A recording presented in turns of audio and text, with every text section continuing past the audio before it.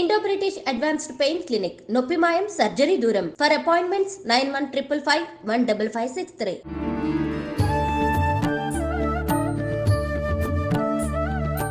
నమస్కారం, welcome to I dream. ధర్మ మార్గం విత్ విజిత కార్యక్రమానికి స్వాగతం.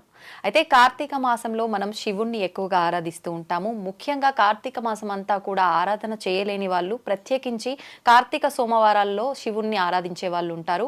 అయితే మనకు ఆల్రెడీ మనం ఆఖరి సోమవారానికి చేరుకోబోతున్నాము. కార్తీక మాస 4వ సోమవారము.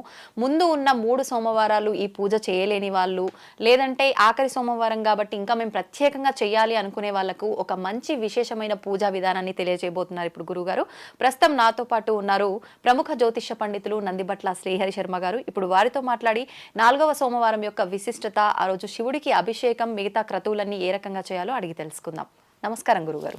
వాగర్థావివ సంపృక్తౌ వాగర్థ ప్రతిపత్తయే జగతః పితరౌ వందే పార్వతీ పరమేశ్వరౌ.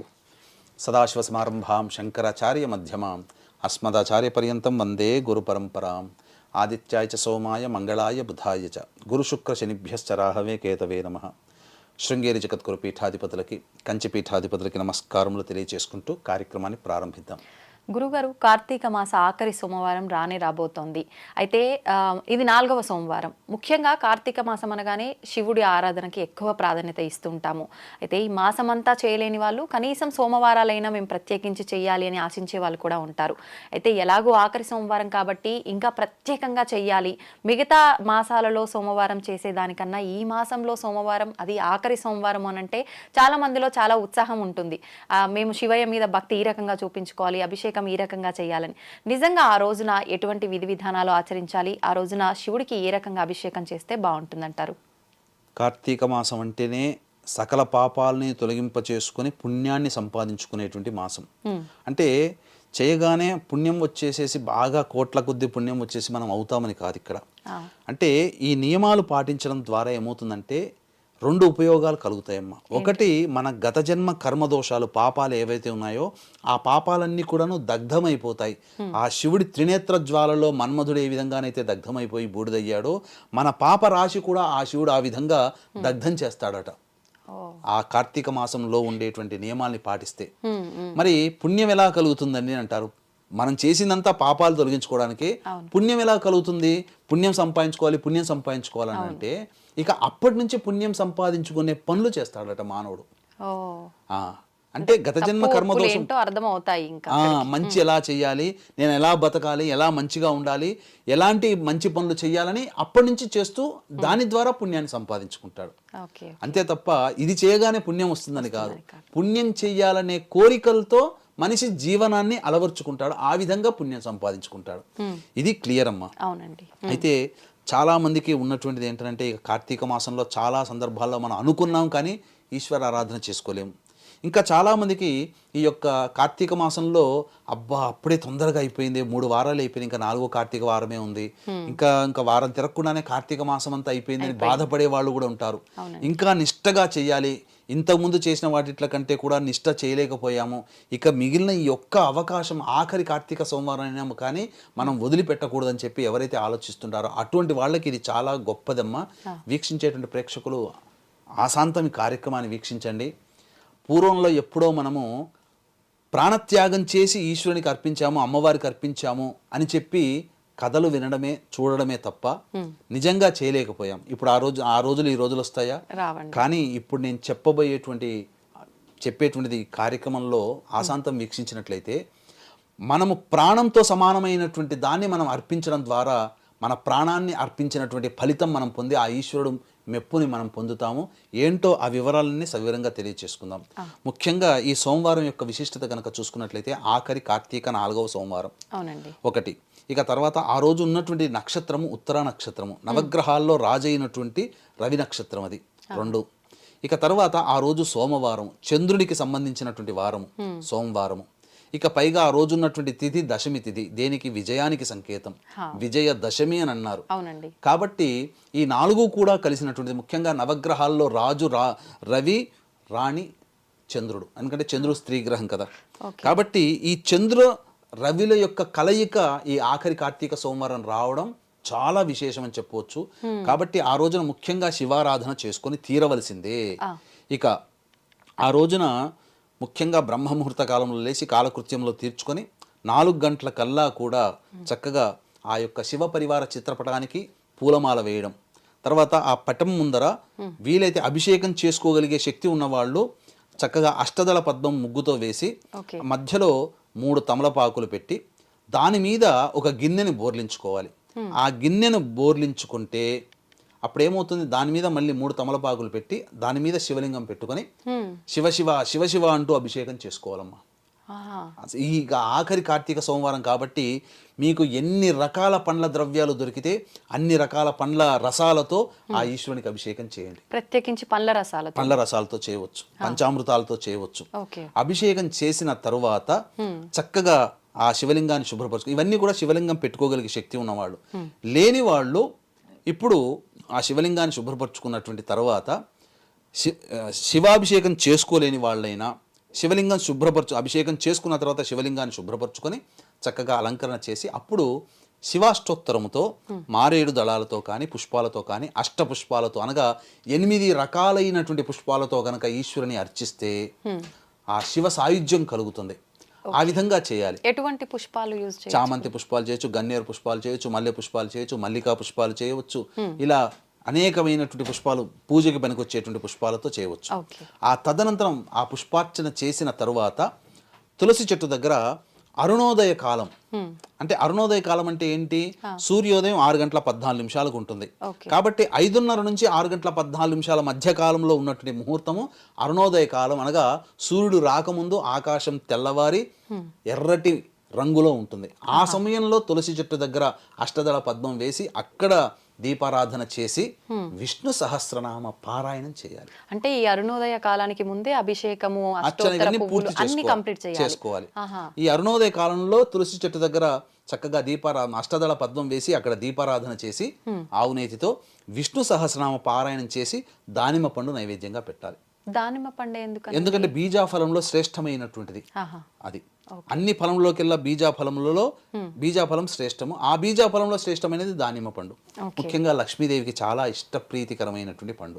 గురువు గారు, పండ్లు మనం దేవుడికి నివేదన చేసేటప్పుడు కొంతమంది కొంచెం ఒలిచి పెట్టాలంటారు, కొంతమంది అలాగే ఎలా పెట్టాలి?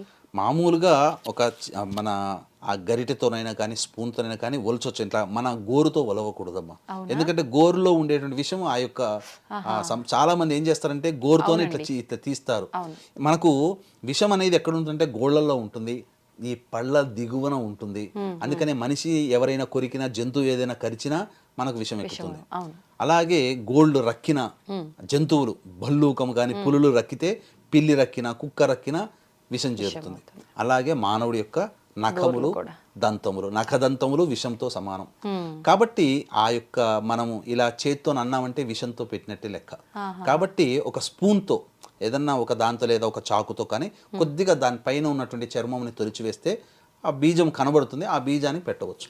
ఆ విధంగా బీజాఫలం పెట్టిన తర్వాత ఆ రోజున వీలుంటే ఉపవాసం ఉండాలి. అందరినీ ఉపవాసం ఉండవని చెప్పట్లా, శివనామ స్మరణ చేసుకుంటూ ఉపవాసం ఉంటూ, ఉపవాసము ఉండలేని వాళ్ళు భోజనం చేయాలి. ఎప్పటి లోపల భోజనం చేయాలి? 12-1 గంటల లోపల భోజనం చేయాలి. మధ్యాహ్నం. ఎందుకంటే సాయంత్రం 5 గంటలకల్లా మళ్ళీ కాలకృత్యాదులు తీర్చుకోవాలి కదా భోజనం చేస్తే. అంటే వ్యవధి 4 గంటలు ఉండాలి. శరీరంలో పడ్డ పదార్థం అంతా కూడా జీర్ణమైపోవాలి.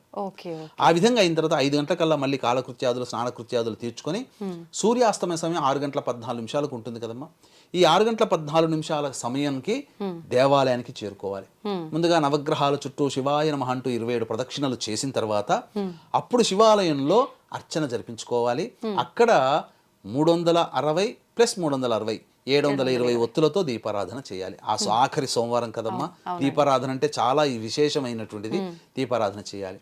ఇక ఇవన్నిటితో పాటు ఇంతకుముందు నేను ఒక ప్రాణాన్ని మనం అర్పించినటువంటి విధానంగా సమానం అని చెప్పాను కదమ్మా. ఇది అప్పుడు తెలియచేసుకుందాం. వీక్షించేటువంటి ప్రేక్షకులకి గమనిక, డిసెంబర్ 1వ తారీఖు రోజున ఆదివారం అమావాస్య సందర్భంగా జాతకరీత్యా విద్య, వివాహ, ఉద్యోగ, దాంపత్య, సంతాన, అనారోగ్య సమస్యల నివారణకి మరియు గోచార రీత్యా వృషభ, మిథున, కర్కాటక, సింహతుల, వృశ్చిక, మకర, కుంభమీన రాశుల్లో జన్మించినటువంటి వారికి సర్వదోష నివారణ పూజలు, హోమాలు శ్రీశైల క్షేత్రంలో పర్ హెడ్ 1500 రూపాయలకు చేయించడం జరుగుతుంది. కార్యక్రమ తదనంతరం కాంటాక్ట్ చేసి గోత్రనామాలు నమోదు చేసుకోవచ్చు. ఇక ప్రాణంతో సమానమైనటువంటి ద్రవ్యాన్ని మనం సమర్పించి అభిషేకం చేసుకున్నట్లయితే ఈశ్వరుడి యొక్క అనుగ్రహం అతి త్వరగా కలుగుతుందమ్మా. ఏంటండి ఏంటనంటే అన్నముతో అభిషేకం చేయడం. హా, ఎందుకనంటే మనము పూర్వకాలంలో భక్త కన్నప్ప తిన్నడు అనే నామంతో ఆ ఈశ్వరుడికి ధారగా కారుతుంది బాధపడుతున్నాడని చెప్పి కన్నుని, రెండవ కన్నుని కూడా పెడతాడు కదా. అవునండి. అలాగే ఈశ్వరుని పూజించడం కోసం త్రిపురాసురులు ఒక్కొక్క 1000 తామర పుష్పాలతో చేస్తుంటే ఒక్కొక్క పుష్పం మాయమైపోయింది. ఆ విధంగా వాళ్ళు తమ కన్నులనే అర్పించారు. అలాగే విష్ణువు కార్తీక మాసంలో ఆరాధన చేయడం వల్ల 1000 పుష్పాలతో అర్చన చేస్తుంటే ఒక పుష్పం లేకపోతే తన కన్నుని ఇవ్వడం ద్వారా ఈశ్వరుడు సంతోషించి సుదర్శన చక్రం ఇచ్చాడని మనం ఇంతకుముందు అనేక కార్యక్రమాలు చెప్పుకున్నాం. అంటే ఆ కాలము కాబట్టి, సత్యయుగం కాబట్టి, అది నిత్యమై సత్యం ఉంది కాబట్టి అది అపరభక్తిని చాటుకునే తత్వం.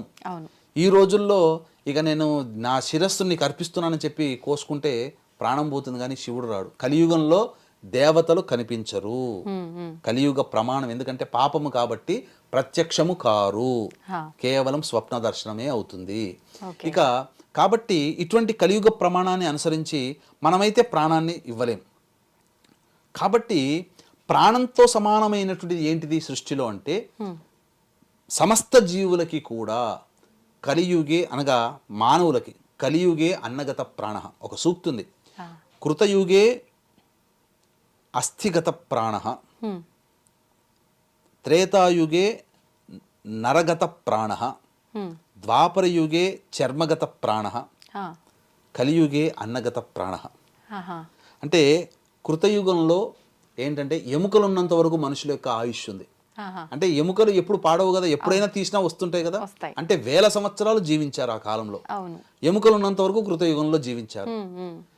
త్రేతాయుగంలో నరములు ఉన్నంత వరకు మనుషులు, అంటే ఈ నర వ్యవస్థ బాగున్నంత వరకు జీవించారు, అంటే 100 సంవత్సరాలు జీవించారు. ద్వాపర యుగంలో చర్మం ఉన్నంత వరకు చర్మగత ప్రాణ, అంటే ఈ చర్మం పాడైపోయేంత వరకు మనిషి యొక్క జీవం ఉన్నది. కలియుగంలో అన్నములో ఉంటుంది. అందుకని మీరు ఎంత ఆకలికి ఎన్ని పదార్థాలు ఆకలిసినప్పుడు తిన్నా, అన్నం తిన్నప్పుడు ఇంత పట్టెడు అన్నం తింటే వచ్చే తృప్తి వేరు. మనిషి యొక్క పుట్టుక కూడా ఆ పురుషుడు తీసుకునే అన్నంలో ఆ యొక్క ఆత్మ ప్రవేశిస్తుంది, రేతస్సులోకి వెళుతుంది, కణములోకి చేరి ఆ కణము ద్వారా స్త్రీ గర్భంలో ప్రవేశం చేసి అన్నముతో ఫలదీకరణ చెంది సంతానం కలుగుతుంది. అందుకనే ప్రాణం ఎక్కడుంటుంది? అన్నంలో. మనం తినే అన్నంలో మన ప్రాణం ఉంటుంది. మన తర్వాత వంశంలో వచ్చే వాళ్ళు కూడా ఆ అన్నమును ఆశ్రయించే ఆత్మలు ఉంటాయి. అందుకనే కలియుగే అన్నగత ప్రాణ అని చెప్పి ఉన్నటువంటి కారణం. కాబట్టి చక్కగా ఈ 5-6 గంటలకల్లా మనం ప్రెషర్ కుక్కర్లో అన్నం వండితే ముద్ద అవుతుంది. కాబట్టి గంజి వార్చితే అన్నము పుల్లలు పుల్లలుగా తయారవుతుంది. కాబట్టి కాస్త గోరువెచ్చగా, మరీ వేడిగా ఉండకూడదు. ఆ గోరువెచ్చగా 6:15 నుంచి 7:15 మధ్య కాలంలో ప్రదోషకాల సమయంలో ఈశ్వరునికి శివలింగానికి ఇంట్లోనైనా లేదా దేవాలయంలోనైనా, లేదా దేవాలయంలో బయట ఒక శివలింగాన్ని కూడా పెడుతున్నారు ఈ మధ్య. ఆ యొక్క శివ అనుకుంటూ ఇలా అభిషేకం చేసి ఆ ఈశ్వరుడికి నైవేద్యంగా ఏదైనా సమర్పించినా చాలు. ఆ ఈశ్వరుని యొక్క సాయుధ్యం మనకు కలుగుతుంది. మనము ప్రాణంతో సమానమైన దాన్ని మనం అర్చిస్తున్నాం కాబట్టి ఆ భగవంతుడు మనం ఇచ్చిన దానికంటే 1,000,000 రెట్ల ఫలితాన్ని మనకి ఇస్తాడు. తద్వారా మనకు మన ప్రాణమే, మనం సమానమైనటువంటి అన్నాన్ని మనం ఎప్పుడైతే ఆ అభిషేకం ద్వారా ఆ ఈశ్వరుని అర్చిస్తామో, తద్వారా ఏం కలుగుతుందంటే మనకు ప్రాణదాత అవుతాడు అతను. అంటే ఏ విధంగా ప్రాణదాత అవుతాడో మనకు, మన కుటుంబానికి ఏ విధంగా అవుతాడంటే, ఆపద సమయంలో, ఇబ్బందులు, గండ సమయంలో మనకు ప్రాణం పోయే సమయాలు వస్తాయి చూడండి అమ్మా. అటువంటి సమయంలో మనకు రక్షగా నిలబడి మన ప్రాణాన్ని నిలబెడతాడు. దైవం రూపంలో, మానవ రూపంలో, వైద్యుడి రూపంలో, మందు రూపంలోనో ఏదైనా కానీ మన ప్రాణాన్ని, మన కుటుంబాలని రక్షించే స్థితిలో ఉంటాడు. కాబట్టి ఈ రోజుల్లో ప్రతి మానవుడు స్పీడ్గా వెళ్తున్నాడు, వస్తున్నాడు. క్షేమంగా ఉండాలంటే ఖచ్చితంగా అన్నాభిషేకము ఆరుద్ర నక్షత్రం రోజునైనా కానీ, లేదా ఆఖరి కార్తీక సోమవారం అయినటువంటి 25వ తారీఖు రోజునైనా కానీ చేసుకోవాలమ్మా, తప్పదు. ఆ విధంగా చేసినట్లయితే మన ప్రాణాన్నే మనం అర్పిస్తున్న భావన మనం కలుగుతూ చేయడం వల్ల ఆ ఈశ్వరుడు సంతోషించి మనకు ప్రాణదాత భిక్ష, ప్రాణభిక్ష మనకు, మన కుటుంబానికి పెడతాడు అని చెప్పడంలో ఏమాత్రం సందేహం లేదమ్మా. గురువుగారు, ఒకవేళ ఈవినింగ్ ఇదంతా చేయలేని వాళ్ళు ఉదయం ఇదంతా చేసుకోవచ్చా? ఉదయమైనా చేసుకోవచ్చమ్మా, తప్పులేదు. ఆ చేసి అభిషేకం చేసినటువంటి పదార్థాన్ని అంతా కూడాను భుజించవచ్చు. ఆ రోజంతా ఉపవాసం ఉండి తెల్లవారి భోజనం చేయొచ్చు. అయితే తెల్లవారి ఏకాదశి కూడా అయింది కదా, మరి 2 రోజులు ఒకేసారి ఉపవాసం చేయకూడదు కాబట్టి ఆ రోజున ఆ పెట్టబడినటువంటి అభిషేకం చేసినటువంటి ఏదైతే ఉంటుందో అది భుజించవచ్చు. కుటుంబ సభ్యులందరూ కూడా అభిషేకం చేసినటువంటి అన్నాన్ని భుజించవచ్చు. గురుగారు ఆరుద్ర నక్షత్ర సమయంలో కూడా చేయవచ్చు అన్నారు కదా, అదెప్పుడు? అది ఆరుద్ర క్యాలెండర్ లో చూస్తే ప్రతి నెల ఆరుద్ర నక్షత్రం ఉంటుంది. ఓకే, మొన్న ఆరుద్ర నక్షత్రం కూడా వెళ్ళిపోయింది. అయితే ఛాన్స్ లేదు ఈసారికి, ఆ రోజే చేయాలి ఇంకా తప్పకుండా. నిజంగా చాలా మందికి శివుడు అంటే ప్రీతి, ఆయనని ఏ రకంగా ఆరాధించాలి, ఏం చేయాలనే ఆలోచనలోనే ఉంటూ ఉంటారు అలాంటి వారు. నిజంగా వారందరికీ ఒక మంచి విధానాన్ని తెలియజేశారు గురుగారు. ధన్యవాదాలు. సర్వం శ్రీ ఉమామహేశ్వర పరబ్రహ్మార్పణమస్తు.